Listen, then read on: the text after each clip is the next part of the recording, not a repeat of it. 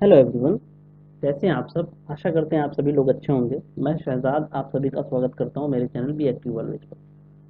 देखिए, ये economic series का लेक्चर सेकंड है। इससे पहले लेक्चर फर्स्ट हो चुका है जिसमें हम लोगों ने डिस्कस किया था अर्थशास्त्र यानी इकोनॉमिक्स किसे कहते हैं, अर्थशास्त्र को कितने भागों में बांटा गया है और किन किन आधारों पर अर्थशास्त्र डिपेंड करता है।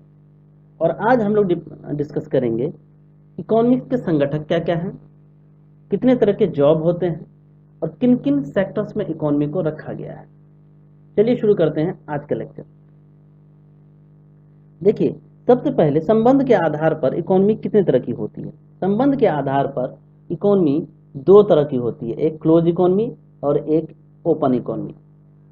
तो क्लोज इकोनॉमी क्या होता है? बंद अर्थव्यवस्था ऐसी अर्थव्यवस्था जिसमें आयात एंड निर्यात नहीं होता, यानी एक्सपोर्ट एंड इंपोर्ट नहीं होता है। ऐसी इकोनॉमी जिसमें हम लोग कुछ भी बाहर के देश से नहीं खरीद सकते हैं, ना ही बाहर के देश में बेच सकते हैं। क्लोज इकोनॉमी एक संकुचित इकोनॉमी होती है जिसमें कोई भी इन्वेस्टर हमारे देश में इन्वेस्ट नहीं कर सकता और हमारे देश का कोई भी शख्स दूसरे देश में इन्वेस्ट नहीं कर सकता। तो इस तरह की इकोनॉमी जो होती है, ये भारत देश जब आज़ाद हुआ था तभी हम लोगों के देश में इस तरह की इकोनॉमी थी। क्योंकि अंग्रेजों के चंगुल से जब हम लोग छूटे थे उसके बाद हम लोग डरे और सहमे हुए थे, तो हम लोग अपनी इकोनॉमी को एक्सपेंड नहीं कर पा रहे थे। लेकिन जब इकोनॉमिक क्राइसिस आया तब जाके हम लोगों को मजबूरन अपनी अर्थव्यवस्था को इनलार्ज करना पड़ा था, एक्सपेंड करना पड़ा था। तो ओपन इकोनॉमी इसका जस्ट अपोजिट को ओपन इकोनॉमी बोलते हैं। क्लोज इकोनॉमी से जस्ट अपोजिट ओपन इकोनॉमी, यानी कि जिसमें आयात और निर्यात एग्जिस्ट करता है, यानी एक्सपोर्ट इंपोर्ट एग्जिस्ट करता है। ओपन इकोनॉमी अगर किसी देश की है तो उस देश में कोई भी विदेशी कंपनी अपनी कंपनी स्टेब्लिश कर सकती है या वहां से बिजनेस सेटअप कर सकती है। इस तरह से हम लोग ये देख सकते हैं कि क्लोज और ओपन में डिफरेंस बस इतना है कि क्लोज इकोनॉमी का मतलब यह है कि जिसमें एक्सपोर्ट इंपोर्ट नहीं होता है, और ओपन इकोनॉमी का मतलब यह है कि ऐसी अर्थव्यवस्था जिसमें एक्सपोर्ट और इंपोर्ट एग्जिस्ट करता है। आई थिंक हम लोग क्लियर हो गए होंगे कि क्लोज और ओपन में क्या डिफरेंस है, क्लोज इकोनॉमी और ओपन इकोनॉमी। चलिए हम लोग आगे बढ़ते हैं। अब आता है कंपोनेंट्स ऑफ इकोनॉमी, अर्थव्यवस्था के संगठक। देखिए, पांच कंपोनेंट्स हैं इकोनॉमी के। पहला कंज्यूमर यानी उपभोक्ता, दूसरा प्रोड्यूसर यानी उत्पादक, तीसरा गवर्नमेंट यानी सरकार, चौथा वित्तीय क्षेत्र यानी फाइनेंशियल एरिया, पांचवा विदेशी क्षेत्र यानी फॉरेन एरिया। सबसे पहला जो कंज्यूमर है, कंज्यूमर उसे बोलते हैं जो कंज्यूम करता है। जैसे हम लोग व्यक्ति, संस्था, कोई ऑर्गेनाइजेशन या सरकार, हम सभी कुछ ना कुछ कंज्यूम करते हैं। हम लोग को पेन की जरूरत होती है लिखने के लिए, पेन पेन पेन पेन खरीदते हैं। कॉपी की जरूरत होती है, कॉपी खरीदते हैं। कुछ खाने की जरूरत होती है, चावल गेहूं, वो हम लोग खरीद के खाते हैं। तो हम लोग प्रोड्यूस नहीं कर रहे हैं, कंज्यूम कर रहे हैं, तो कंज्यूमर है। प्रोड्यूसर की बात करें तो प्रोड्यूसर वैसे लोगों को कहा जाता है जो प्रोड्यूस करते हैं, या कोई संस्था भी प्रोड्यूस कर सकती है, सरकार भी करती है, एंड व्यक्ति भी कर सकता है। जैसे कोई किसान है, वो गेहूं उगाता है तो गेहूं प्रोड्यूस कर रहा है, इट मीन्स, तो वो प्रोड्यूसर हो गया। कोई संस्था ऑर्गेनाइजेशन है जो कॉपी बनाती है तो वो कॉपी प्रोड्यूस कर रही है तो वो प्रोड्यूसर हो गया। सरकार जो स्टील प्रोड्यूस कर रही है, कोई स्टील कंपनी में स्टील प्रोड्यूस करा रही है, स्टील बनवा रही है, तो वो भी प्रोड्यूसर है। तीसरे नंबर सरकार, वो तो हम लोग को पता ही है कि सरकार प्रोड्यूसर हो ही सकता होता ही है। अगला चलते हैं वित्तीय क्षेत्र, फाइनेंशियल एरिया। फाइनेंशियल एरिया मुद्रा या पूंजी यानी कि रुपया, रुपीज को हम लोग बोलते हैं फाइनेंशियल, या बैंक। बैंक में हम लोग अक्सर रुपीज की बात करते हैं, रुपये की बात करते हैं। तो बैंक और कैपिटल, पूंजी और मुद्रा की बात जहां हो, वो फाइनेंशियल एरिया, वो भी कंपोनेंट ऑफ इकोनॉमी है। अब आता है फॉरेन एरिया यानी विदेशी क्षेत्र। फॉरेन एरिया, फॉरेन कंपनी हमारे यहाँ इन्वेस्ट करती है या हमारी कोई कंपनी फॉरेन में इन्वेस्ट करती है, तो वो विदेशी क्षेत्र में आता है। तो ये सारे जो है पांचों पॉइंट, ये कंपोनेंट्स ऑफ इकोनॉमी में आता है। अब सवाल ये है, क्वेश्चन ये आता है कि इकोनॉमिक एक्टिविटी को कितने भागों में बांटा गया, आर्थिक गतिविधि को किन किन सेक्टर्स में हमारी इकोनॉमी को बांटा गया है। देखिए, तीन सेक्टर्स में इकोनॉमी को बांटा गया। पहला प्राइमरी सेक्टर, दूसरा सेकेंडरी सेक्टर, तीसरा टर्सरी सेक्टर। यहाँ जैसा कि हम लोग स्क्रीन पे देख रहे हैं, प्राइमरी सेक्टर की बात हो रही है।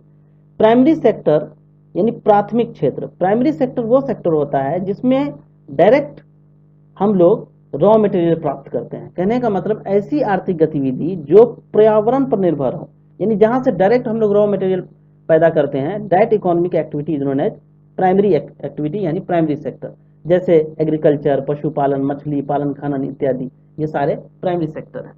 तो एक बार फिर से देख लेते हैं। Primary sector is a sector from which we get raw material, जहां से हम लोग रॉ मटेरियल डायरेक्ट प्राप्त करते हैं, that is known as primary sector. चलिए आगे देखते हैं सेकेंडरी सेक्टर। दूसरा आता है सेकेंडरी सेक्टर यानी द्वितीयक क्षेत्र। देखिए द्वितीयक क्षेत्र में अगर हम मोटी मोटी बातें करें तो द्वितीयक क्षेत्र मतलब मैन्युफैक्चरिंग यूनिट, मैन्युफैक्चरिंग यूनिट को ही द्वितीयक क्षेत्र बोलते हैं, सेकेंडरी सेक्टर। जैसा कि यहाँ पे दिया हुआ है construction, manufacturing and processing. Basically जो मोटी बात है वो मोटी बात ये है कि manufacturing unit is a secondary sector.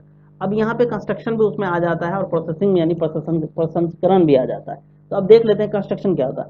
Construction ये होता है कि एक स्थान पर एक बार कुछ बनना, उसको हम लोग कंस्ट्रक्शन बोलते हैं। जैसे पुल, नहर, रोड, फ्लाईओवर, ये सब एक स्थान पर एक ही बार बनता है, ठीक है। उसके बाद हम लोग बात करें मैन्युफैक्चरिंग विनिर्माण की बात करें, एक स्थान पर वस्तु का बार बार बनना, यानी कि एक ही स्थान पर हम किसी वस्तु को बार बार बना रहे हैं। जैसे बोतल बनाने की कंपनी है, बोतल बनाने की फैक्ट्री है, वो बोतल बना रही है, 3 महीने में फिर बोतल बनाएगी, फिर अगले 3 महीने में फिर बोतल बनाएगी। तो एक ही स्थान पर बार बार किसी वस्तु का निर्माण होना वो मैन्युफैक्चरिंग कहलाता है। जैसे यहाँ पे दे रखा है पेन, बोतल, कॉपी इत्यादि। प्रसंस्करण यानी तीसरा है प्रोसेसिंग। प्रोसेसिंग को हम आगे पढ़ेंगे, लेकिन हम लोग पहले सबसे पहले यहाँ पे हम लोग डिफरेंस बिटवीन कंस्ट्रक्शन और मैन्युफैक्चरिंग देख लेते हैं। देखिए कंस्ट्रक्शन और मैन्युफैक्चरिंग में बेसिक डिफरेंस ये है कि कंस्ट्रक्शन में हम लोगों को स्किल लेबर की जरूरत नहीं पड़ती है, कुशल श्रम की जरूरत नहीं होती है कंस्ट्रक्शन में। जैसा कि हम सभी लोग देखे होंगे कि हम सभी लोग घर बनाते हैं, घर में कोई भी लेबर आता है, काम कर कर चले जाता है, जरूरी नहीं कि वो स्किल्ड हो, है ना। लेकिन मैन्युफैक्चरिंग में वो चीज नहीं है। मैन्युफैक्चरिंग में कि स्किल लेबर की जरूरत है, कुशल श्रम की जरूरत होती है। जैसे मान लेते हैं ये एक फैक्ट्री है, इस फैक्ट्री में बिस्किट बनता है, बिस्किट बनाया जाता है। अब बिस्किट बनाने के लिए जो जो मेथड्स हैं वो मेथड्स आने चाहिए, वो लेबर को पता होना चाहिए, तभी वो लेबर बिस्किट बना पाएगा। नहीं तो वो आएगा कुछ भी करके चला जाएगा और बिस्किट खराब कर देगा। इसलिए स्किल लेबर की जरूरत है। चलिए एक और एग्जांपल से समझते हैं। ये एक फैक्ट्री है, जैसा यहाँ देख रहे हैं, यहीं से देख लेते हैं। ये एक फैक्ट्री है जिसमें क्या हो रहा है, स्विंग हो रहा है, मतलब कपड़े सिए जा रहे हैं। इस फैक्ट्री में क्या है कि अगर इस लेडी को कपड़े सीने नहीं आएंगे तो ये कपड़े खराब कर देगी। तो इसको पहले कपड़े सिलने के लिए सिखाना पड़ेगा। जब इसको हम सिखाएंगे तब जाके ये फिर सी पाएगी और तब जाके फैक्ट्री में उत्पादन जो होगा वो सही होगा। तो इस तरह से स्किल लेबर की जरूरत होती है मैन्युफैक्चरिंग में। दूसरी बात क्या है, कंस्ट्रक्शन में लेस लेबर प्रोडक्टिविटी कम होती है, मतलब श्रम की उत्पादकता कम होती है। जब लेबर स्किल नहीं होगा तो उत्पादकता भी अच्छी नहीं होगी, है ना। उत्पादकता अच्छी नहीं होगी प्लस लेबर की भी हाँ उत्पादकता अच्छी नहीं होगी क्योंकि लेबर स्किल नहीं है। और यहाँ पे क्या है, स्किल लेबर होता है इसलिए उत्पादकता ज्यादा होती है। हम लोग देख सकते हैं कि लेबर प्रोडक्टिविटी किसको बोलते हैं, एक निर्धारित समय में निश्चित श्रम के द्वारा उत्पादन होना। देखिए अभी मैंने क्या कहा, मैं यही कहा कि एक जगह जब स्किल लेबर होगा तो स्किल लेबर होगा तो उत्पादन यानी प्रोडक्शन मेरी अच्छी होगी और ज्यादा होगा, दिए हुए समय में उत्पादन हो जाएगा। और लेबर अगर स्किल नहीं होगा तो दिए हुए समय में काम पूरा नहीं होगा। तो आई थिंक कि हम लोग क्लियर हो गए कि कंस्ट्रक्शन और मैन्युफैक्चरिंग में क्या डिफरेंस है। चलिए आगे बढ़ते हैं। देखिए तीसरा चीज है प्रोसेसिंग यानी प्रसंस्करण।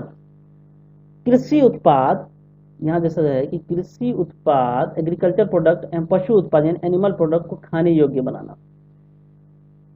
एग्रीकल्चर प्रोडक्ट और एनिमल प्रोडक्ट को डायरेक्ट खाने योग्य बनाने के प्रोसेस को ही प्रोसेसिंग बोलते हैं। जैसे प्राइमरी प्रोसेसिंग, सेकेंडरी प्रोसेसिंग और टर्शियरी प्रोसेसिंग। देखिए प्राइमरी प्रोसेसिंग में किसी प्रोडक्ट को साफ करना और पैक कर देना, जैसे कि चना साफ किया और पैक कर दिए, प्राइमरी प्रोसेसिंग है। गेहूं साफ किया और पैक कर दिए, प्राइमरी प्रोसेसिंग है। देखिए प्रोसेसिंग का मतलब होता है किसी भी प्रोडक्ट को खाने योग्य बना लेना। तो अब मान लेते हैं क्या कि गेहूं को मैं क्या किया, साफ किया और इसको पैक कर दिया, खाने योग्य बन गया। या मान लीजिए चना को क्या हुआ, मैंने पैक कर दिया साफ करके, ये प्राइमरी प्रोसेसिंग।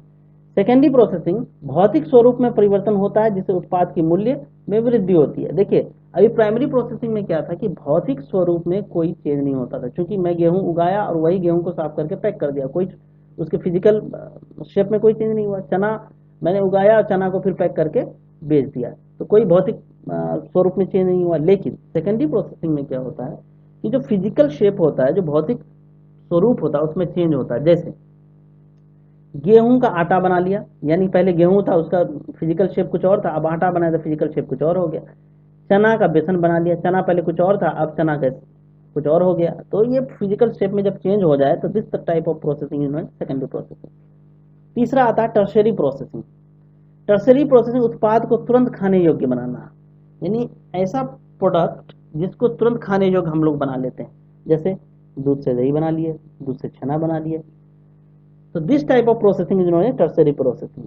आई थिंक हम लोग क्लियर हो गए कि प्रोसेसिंग क्या होता है और कितने तरह का होता है, इसलिए अब आगे बढ़ते हैं। देखिए, टर्शियरी सेक्टर बेसिकली होता है सर्विस सेक्टर। सर्विस सेक्टर को हम लोग बोलते हैं tertiary sector.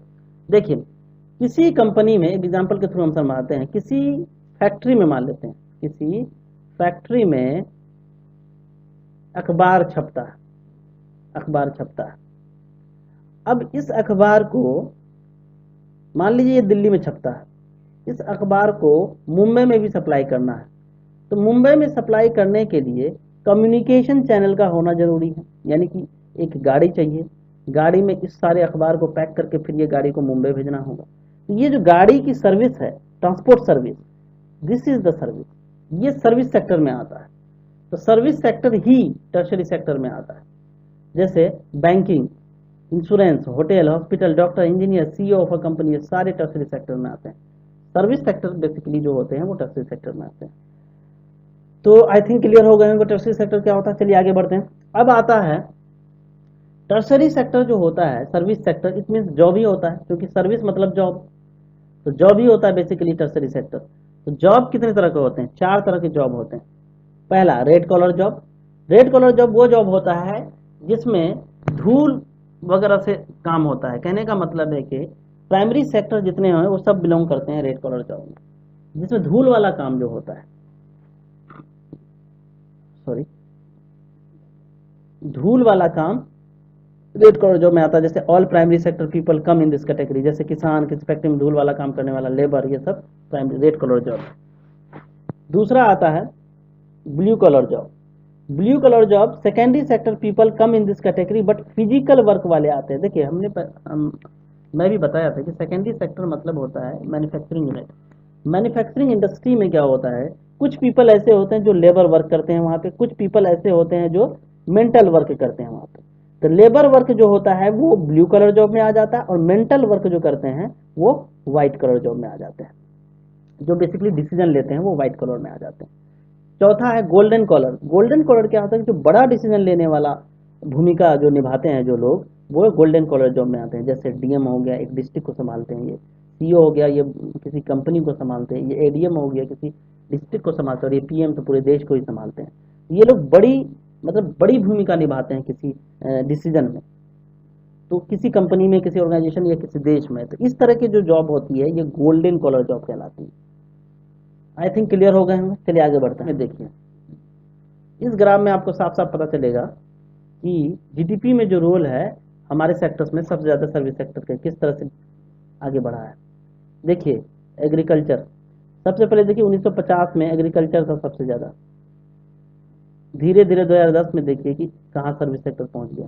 Service sector 59%, 27% industry and primary 14%। देखिए, एग्रीकल्चर सेक्टर 1950 में सबसे आगे था, और टर्शियरी यानी सर्विस सेक्टर सेकंड पर था, और थर्ड पे मैन्युफैक्चरिंग सेकेंडरी सेक्टर था। अभी क्या हुआ, अभी सर्विस सेक्टर जंप कर गया, सर्विस सेक्टर सबसे आगे। यहाँ भी देख सकते हैं एग्रीकल्चर 53%। एम्प्लॉयमेंट में अभी हमारा जो है एग्रीकल्चर 53% है, और बाकी ये सब है। तो ये था आज का लेक्चर। आई होप कि आप सभी लोगों को पसंद आया होगा। पसंद आए तो लाइक कीजिएगा, नहीं आए तो डिसलाइक करने का भी पूरा हक है। डिसलाइक लेकिन क्यों किया है ये जरूर बताइएगा।